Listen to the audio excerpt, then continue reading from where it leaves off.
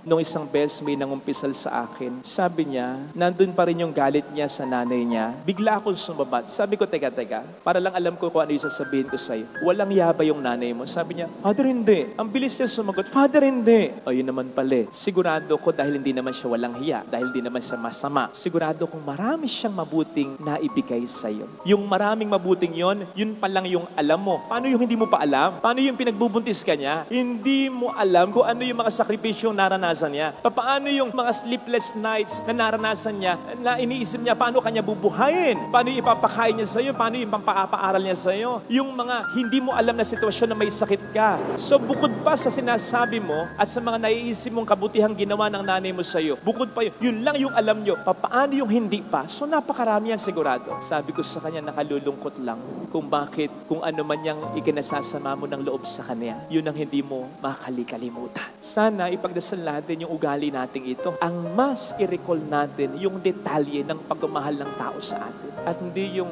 isa, dalawa, kahit mga 10 yung pagkakamali sa atin. Kung all throughout their lives and our lives naman, naging mabuti at mapagmahal sila sa atin.